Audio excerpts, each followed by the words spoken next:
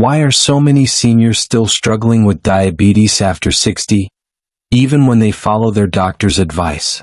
Some experts say it's not your medication. It's the 6 silent habits no one warns you about, habits quietly raising blood sugar every single day. Stay with me, because once you see these hidden traps, you'll realize managing diabetes isn't just about medicine. It's about choices that can change everything.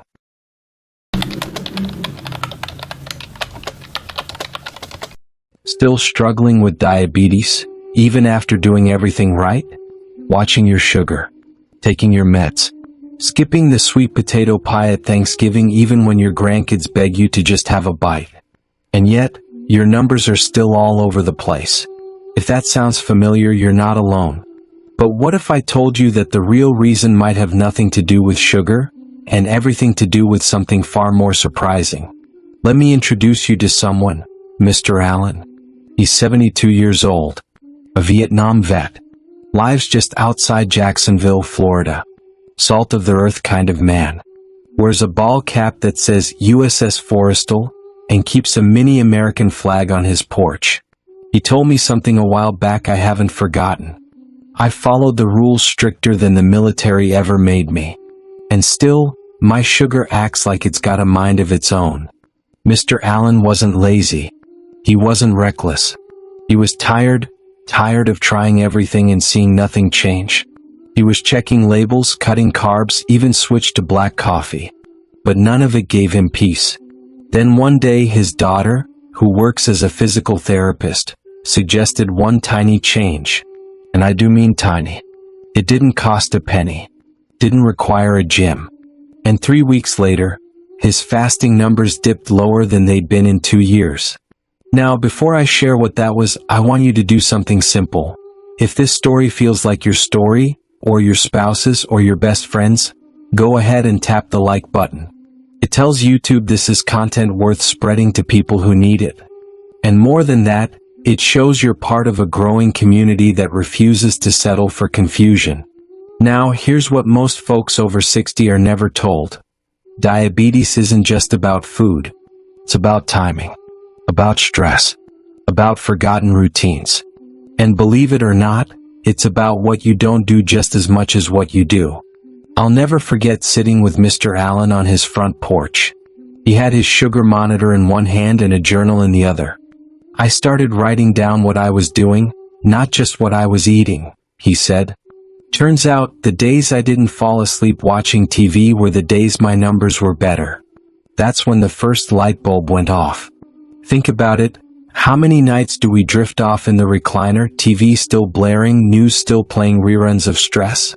How often do we skip winding down, stretching, or even breathing deeply before bed? It's easy to overlook that stuff. But for seniors, especially after 60, these rhythms matter. Our bodies react to silence, to stillness, to habits formed late at night. And here's something even more powerful. Some foods that say diabetic friendly in big letters on the front, they're hiding sugar in forms you'd never suspect. But we'll get to that later. What I want you to take in right now is this. It's not your fault. You've been given a narrow window of advice, mostly about diet and drugs, and told to make it work. But your body is older, wiser, and frankly, more sensitive than it used to be. What worked when you were 40 doesn't always hold up now. That's why today's video isn't about blaming. It's about revealing. It's about 6 small daily habits that could shift the way your body handles sugar. Some of them have nothing to do with food. One of them has everything to do with when you eat, not what. And one of the most surprising has to do with how you breathe. But don't worry, we'll walk through them one by one, together. I started this channel, Everyday Seniors, because people like Mr. Allen, people like you, deserve honest, hopeful answers. Not lectures. Not scary charts. Just real-life ways to feel better, stronger, and more in control. So as we dig in today, ask yourself, what if it wasn't just about managing diabetes? What if it was about reclaiming trust in your body again? Take a second to think about a friend, a sibling, or even your spouse, someone who's fighting the same fight in silence. Share this video with them. It might be the thing that gives them a little hope today. And if this already feels like something you wish you'd known sooner, drop a comment below and let us know where you're watching from. We've had folks from Memphis to Milwaukee, from Phoenix to Pittsburgh, and every time we hear your voices, we're reminded we're in this together. There's something powerful in knowing you're not alone. And there's even more power in knowing that small changes still matter. They still work, and we're going to prove that to you. So take a breath. Grab a notepad if you want, because what we're about to explore just might change the way you look at diabetes forever. Living with diabetes after 60 isn't just about blood sugar. It's about what that number means. The fear when it's high. The guilt when it spikes after a good day. The confusion when you've followed every rule in the book, and the book still doesn't seem to work. You want to know what's really draining? It's not the diabetes itself. It's the not knowing. We spoke to Loretta, a 68-year-old retired librarian from St. Louis. Sweet woman. Grandmother of 6. You walk into her kitchen and every shelf is full of low-sugar, diabetic-friendly foods. She doesn't touch soda, skips the sweets, walks daily. And yet, her glucose numbers? Still all over the place. One morning she said, "I just sat there staring at my toast, crying, because I didn't know what I was doing wrong anymore." Turns out, the whole grain bread she was eating? It had additives that hit her body just like pure sugar would. It wasn't sweet, but it was spiking her. No one warned her. No doctor mentioned it. And she was left blaming herself, thinking she was the problem. This is what so many seniors go through. And it's not right. Because here's the truth no one tells you. It's not just about sugar. It's about your daily rhythm, your stress levels, even your evening routines. You know how folks say, "Don't eat too late"? That's not just old wives' wisdom, it's real. When you eat dinner at 8 or 9 p.m. and go straight to bed, your body barely gets a chance to process that food. You're lying still while your glucose is trying to move. And the next morning, boom, your numbers are up again and you're starting the day already behind. Even things like staying up too late watching the news, especially the stressful stuff, can raise cortisol levels. And cortisol? That hormone can keep your sugar elevated for hours. You didn't eat anything wrong. You just felt wrong. Think about that for a moment. Your stress, your loneliness, your tension may be doing more to your numbers than that slice of cake you said no to. If this is starting to sound familiar, if you've ever looked at your glucose monitor and thought, "How is this still happening?" I want you to do something powerful. Leave a comment below and just say, "That's me," or tag a friend, because you are absolutely not alone in this. We've heard from so many viewers across Georgia, Ohio, California, Texas, all saying the same thing. "I'm doing everything right. Why am I still struggling?" Well, you're about to learn why. See, doctors are finally starting to look beyond the obvious. They're realizing that blood sugar isn't just a physical condition. It's an emotional one, a social one, a behavioral one. And the key to unlocking more stable numbers lies in the places most people forget to check. Take, for example, your hydration. Did you know that seniors who drink less than 6 cups of water a day often see higher sugar levels? Not because of sugar, but because of dehydration? Your blood becomes more concentrated. Your glucose can't move efficiently. So your body starts holding on to sugar it should have flushed out. No one talks about that. They tell you to count carbs, but they forget to mention you might just be thirsty. And then there's timing. What time do you eat your first meal? Your last? When do you move your body, even just for a stroll? Do you ever notice how a 5-minute stretch after dinner feels different? These are the things that matter after 60. Your body doesn't bounce back like it used to, and that's not failure. That's nature. That's wisdom. You're running on decades of experience, but your routines may need just a little recalibration. Now, if you're finding this helpful, even a little validating, go ahead and share this with someone. A cousin, a neighbor, a church friend, someone else who's been quietly frustrated and might need to hear, it's not your fault. You just haven't been told the whole story yet. Because that's what we do here at Everyday Seniors. We tell the stories that others leave out, the ones that matter, the ones that heal. There's a woman in Phoenix who wrote to us and said, "I thought I was losing my mind. My sugar was rising even on soup and salad. I was scared." All she did? She changed the time she ate dinner. And within a month, she saw a difference. Sometimes it's not a big move. It's a small shift in something you've done the same way for years. That's why today's video isn't about scaring you with science or wagging fingers. It's about gently opening a window, letting in some fresh air, offering you a new way to see an old struggle, and finally feel like you're not spinning your wheels anymore. You deserve answers. You deserve compassion.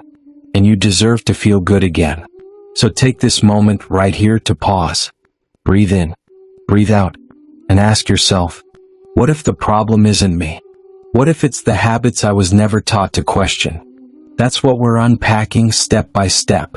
And the next one might just be the one that changes everything. Let's talk about the moment everything changes. It usually doesn't come with a big announcement. It's not dramatic. Sometimes it's as small as taking a different route home or switching your evening routine by 15 minutes. But when it happens, you feel it. A sense of lightness. Like maybe, just maybe, you're finally getting somewhere. Eleanor, a 75-year-old widow from San Diego, was used to the same routine every night. Dinner at 6, television until 9, then off to bed. Her sugar numbers were always stubborn in the morning, high, unpredictable, discouraging.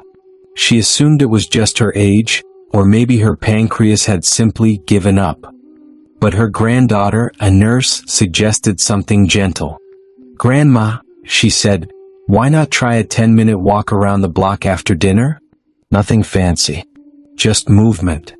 Eleanor didn't expect much.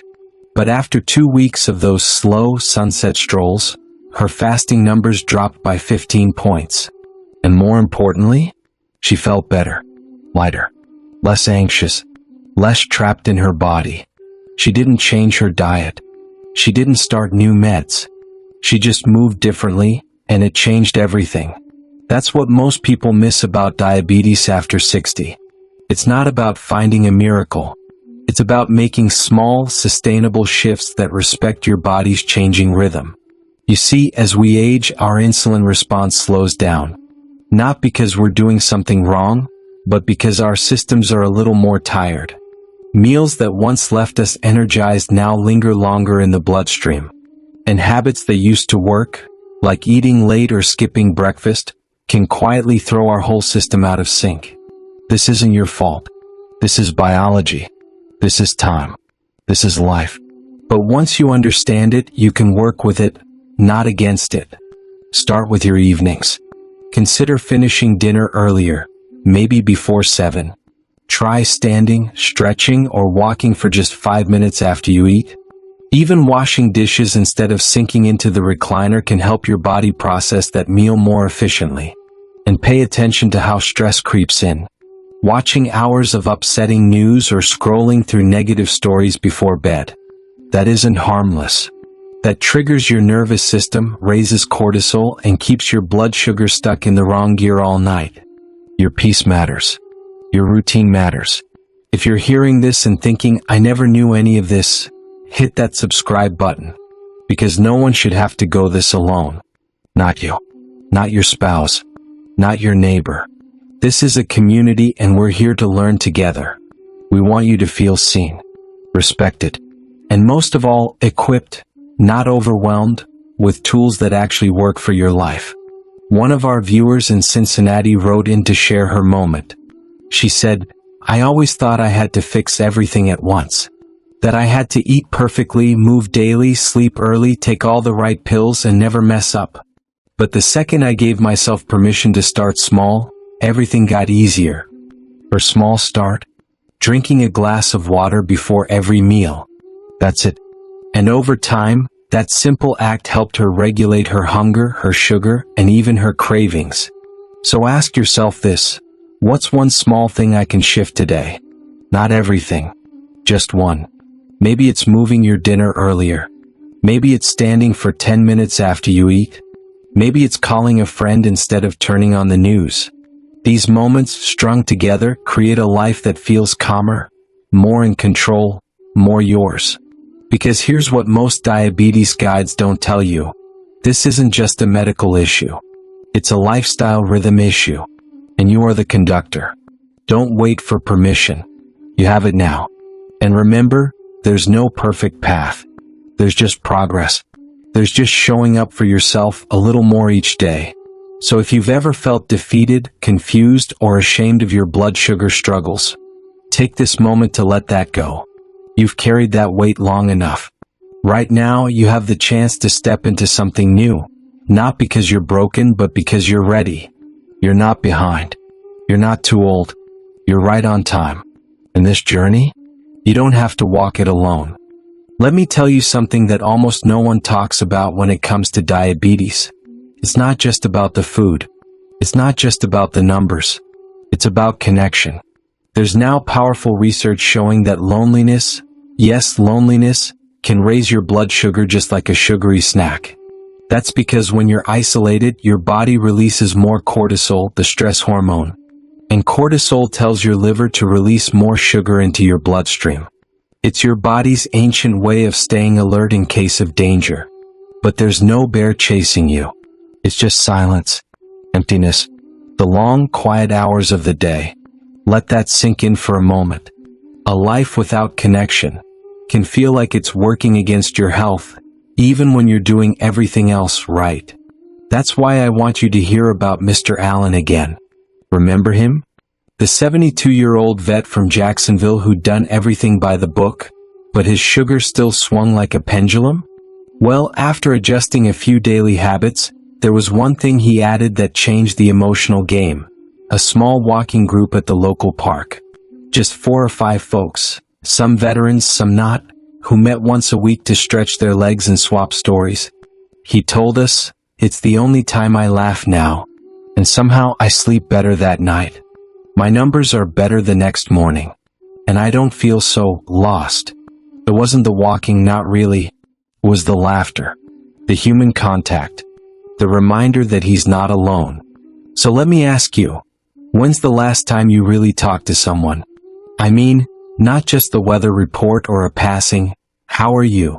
but a real, meaningful, soul-lifting conversation? If it's been a while, that's okay. Life gets quiet after a certain age, especially when friends move away, loved ones pass, and routines shrink down to just you and the television. But that doesn't mean it's over. Not even close.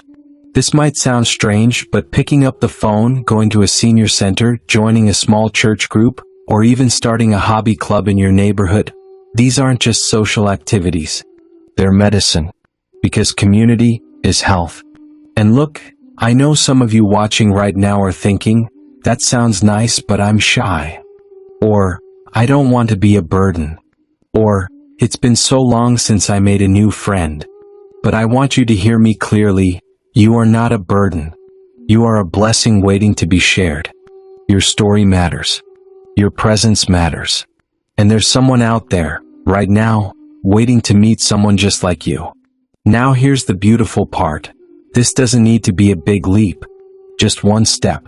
One call. One friendly hello to a neighbor you haven't talked to in a while. That might be the start of something healing, for both of you. If this is stirring something in you, even if it's just a quiet ache or a tiny bit of hope, go ahead and share this video with someone you care about. Or drop a comment below and tell us, what helps you feel connected these days? We read every single one. You see, the point of this whole journey isn't perfection. It's connection.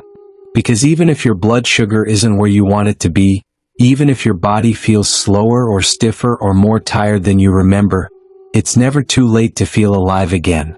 And let me tell you from someone who's worked with seniors for decades, you have more life, more love, and more power inside of you than you realize.